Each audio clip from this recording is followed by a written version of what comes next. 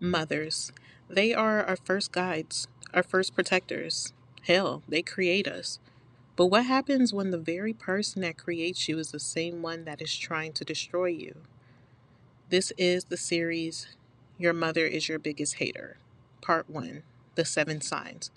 With Mother's Day coming around, I thought, what better time than to bring up this subject? It's a touchy subject, yes, we know. And if you were lucky enough to have a great mother who's your best friend, congratulations. But please do not gaslight in the comments. Keep them to yourself and just spectate. Watch this video that has been going around very viral on social media. We'll talk about it. You know what?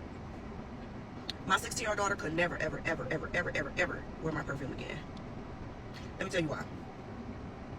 I walked past her, and the wind came, and I was like, ooh, wait, come here. What is that?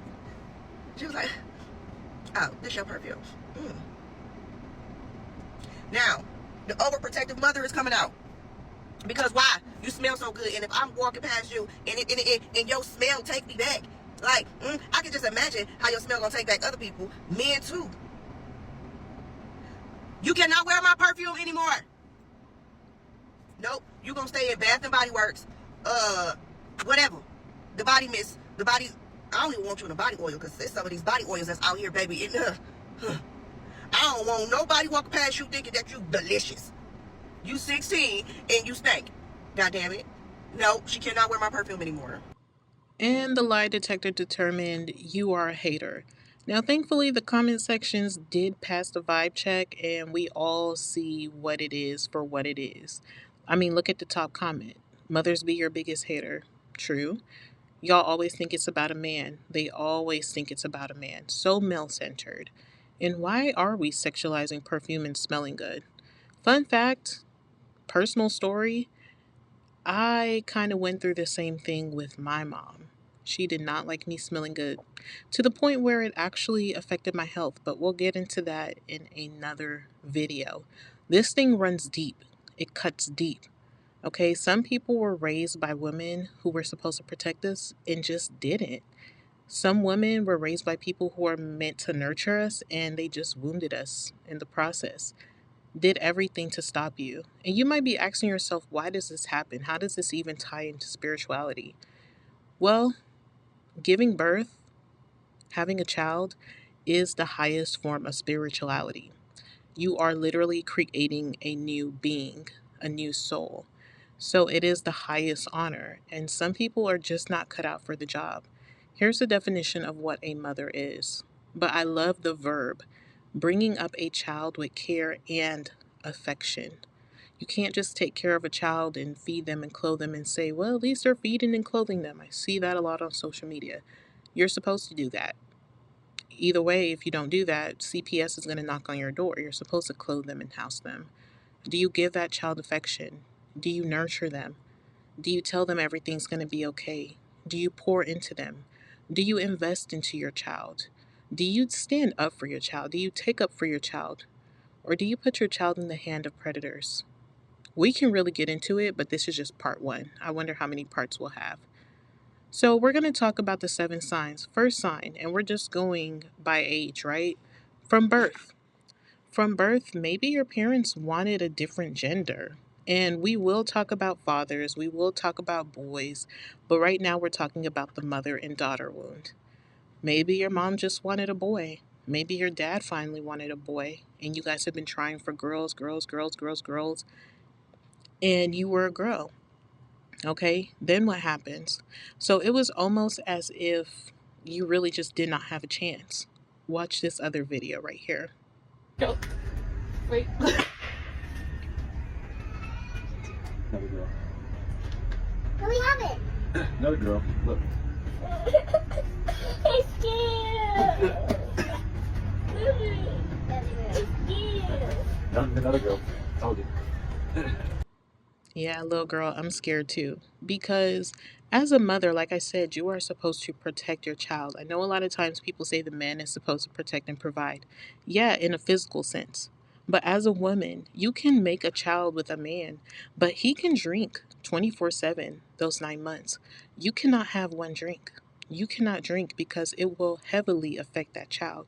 So it is your job, it's your duty to protect that child. I mean, we see it every day. Okay, that woman should have said, hey, we're having a third girl. It is what it is. Get over it. But she just stood there looking stupid. So now she's going to perpetuate into this child when it becomes born, even though they have only girls. Mm-mm-mm. Number two, did your parents ever set you up for success? Did your mom ever sit you down and teach you about periods and how to style your hair and how to dress and, how to look clean and present yourself, how to clean yourself? If they didn't do that, then they definitely set you up for failure. Okay? I know I'm getting into some gritty things. I can only say so much, but yeah, that's the second sign. She didn't teach you about anything. Number three, was she your first bully? Like in the video that we showed you first, was she your first bully? I mean, this lady talked about her daughter, saying that her daughter should stink. You're 16 and you should stink. Guess what? I had a mother who let me walking around stinking. Yeah. Harsh truth. Harsh truth for a lot of us. And a lot of you may be watching this video like, what? That's crazy. That's abuse. Yeah, we're not going to gaslight it or sugarcoat it. That's kind of what it is. And your mom might not be a direct bully, right? Some people are. Some people directly just call their kids out their names. But some people, it can just be very indirect. Like, why are you wearing that? Why do you want to do that? Why do you need to do that? All right. Let's get on to the next section. Now you're a little bit older. Maybe you graduated high school, you're in college. Does she downplay your success? Oh, that's a community college. Anyone can go there. Anyone can get into that school. Does she say little covert things like that, trying to downplay your success? Never really congratulates you. If she congratulates you, it's only around other people to make herself look good. That's what I mean. And next, envy. Does she envy you? You're a little bit older now. You have an apartment. You just graduated. You have a big girl job. Does she downplay your success? Does she envy you? Like, oh, that's it? This is the best you can do? Maybe because she never had it. She never really experienced that. Okay? Now you're a little bit older, right? You're a little bit older and you're kind of seeing you know, where her hate is coming from. Your peeping game. Now comes in the gossip, slander, and lies. Mm-mm-mm. Does she now team up with family members, old friends, even old exes that have done you terribly wrong? Does she team up with them? Does she become their friend? Yeah, your mom is trying to gossip with them, slander your name, throw lies on your name, and you might not even know that this is going on. This is just fun in her free time. Your mom is definitely a hater. And last but not least, does she sabotage you? This is like the ultimate sign, okay? Does she sabotage you? You express to her, hey mom, we need to sit down in front of a therapist. I want us to have a better relationship. And you get nothing but gaslighting and the same old techniques that she's been using. But those techniques don't work, right? Because you've been putting in the work. You've been doing the spiritual healing. You know what it means to be a good mom. You know that, okay, I might have kids or I might not have kids, but at least I know that was wrong and I need to heal myself. And you healing yourself, when you're healing yourself, the people that cause that trauma, oh, they will hate you for it. They will hate you for it because they are the first ones to notice when you are doing better for yourself. But this is what I want you to do.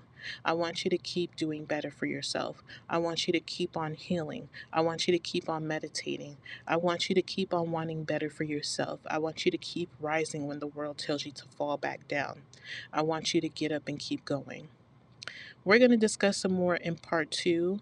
Don't forget to like, subscribe, and share this channel. Thanks for watching Sis Woke Up. Bye bye.